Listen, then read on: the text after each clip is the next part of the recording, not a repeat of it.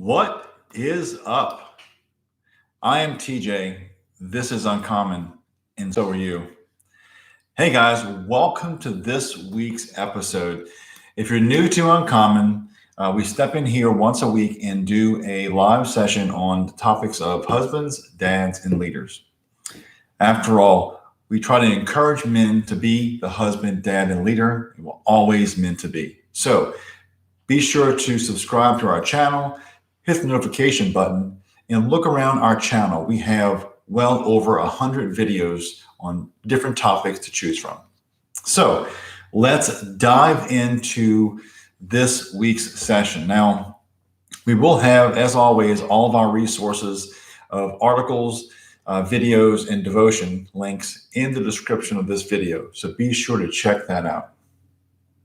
Now, this week, the title of our episode is Covenant, Not Contract. More than a piece of paper. And so we're talking about marriage. And in today's culture, when everything seems to be plastic and disposable, marriage takes a hit from many people. And we see this with comments from people on our social and other people's social about why should they get married? Why not just live together? And so we wanted to touch on a little bit of that this week. So contracts and covenants are not the same thing. And here are some fundamental differences between the two.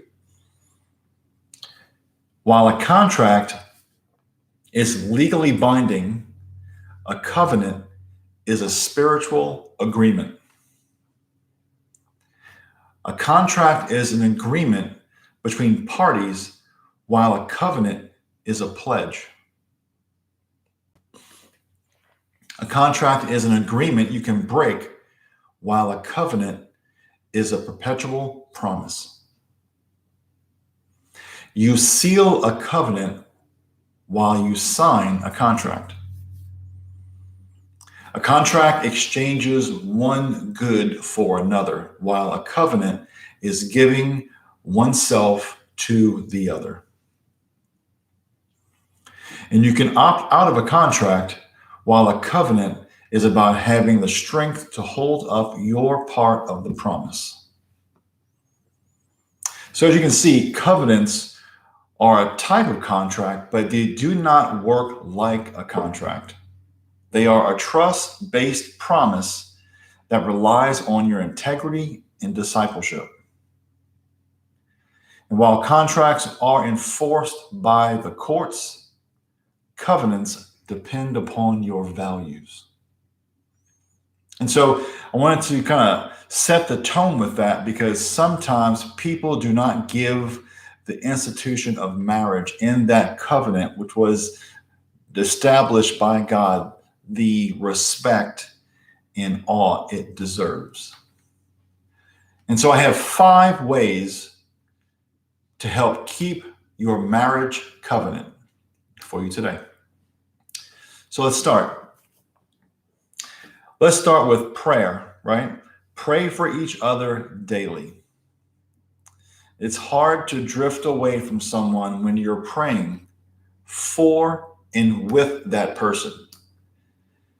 The reason why people drift apart, lose interest in each other, is that they do not continue to do life together and chase each other. Keep your promises. This is kind of simple, it seems. Do what you say you would do when you spoke your vows to each other. I sat in a room and listened to the wife ask her husband, "You never say that to me." And his response was, "I said it on our wedding day. I didn't know I had to keep saying it." Apparently, there's a miscommunication going on in that household, and I imagine across households across the world. The next one, communicate with truth and grace. Now, there are going to be times when you need to work on your communication. And there's going to be a time when you need to speak to each other with truth and grace. And so if you're not working on your communication skills, it's going to be difficult to speak with truth and grace. But conversations need to be had with your spouse. Sometimes they're easy, sometimes they're fun, sometimes they're difficult. Regardless, continue to have them. Number 4, forgive continually. Always be willing to forgive your spouse as God forgave us, forgave you, forgave me. If you're always keeping score, have a little notepad of all the wrongs that your spouse has done to you, and you won't feel happy until you even the score. Your marriage is going to suffer. And the last one here is stay committed. Don't become complacent. Don't let your marriage become boring. Don't let your eyes wander, and don't take each other for granted.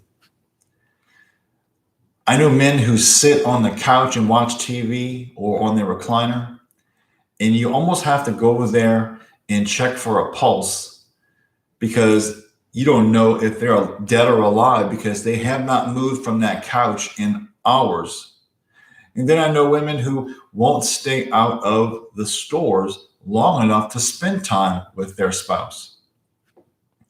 We each have our own thing to work on, but if you're not willing to work on it, it's never going to get better. You have to earn your marriage every day. You've made it a commitment to it. It's going to require work. And it's not disposable. This never was meant to be disposable. Don't treat it as such. Because if you take that for granted, that's how people drift apart. And so we see that all the time with our social media. One of the main prayer requests and feedback we have from our audience is around divorce. And it's by far the biggest incoming topic, about 98%. And so you could see that there are many marriages out there that are struggling, especially after going through COVID, spending a ton of time together all of a sudden became an issue. And so let's relearn how to spend time with the person that we supposedly love. Let's see, we got a couple of comments here. Kevin, great title, right on. Thank you, brother. My darling wife says, as we enter the empty nester stage, I love our time together, like dating all over again. Fun times ahead. My wife and I spend a ton of time together, and so we've made a concerted effort in preparation for empty nest seasons. We were always close, but it's just gotten better after both of our sons got married and moved out. So I look forward to all those days ahead. Now, our section of truth and grace. Truth. You're going to have to earn your marriage every single day. And if you think you can ease back and your spouse has to put up with the man or woman that you drift into, you're going to have a difficult marriage. Malachi 2:14, because Yahweh was witness between you and the wife of your youth, to whom you have been faithless, though she is your companion and your wife by covenant. Now, I chose that one because you could see that God was a witness to yours and my marriage. It wasn't like, well, this was just kind of a Vegas thing. I was married by someone in an Elvis costume. Wrong. You and I took a covenant in front of God to serve our wives, to be the husband they need us to be, because we are reflecting Christ to her as well. So the challenge is, no matter if you're newlyweds, 10-year, 25-year, by the way, My wife and I are getting ready to turn 32 years next February. And so the challenge is for both of us to keep working on our marriage, because the minute you stop working on it, you're going to start to lose some ground. So thank you for joining today. I pray that this has been a blessing to someone who needs to hear it. And with that being said, since you're going to be something, be uncommon.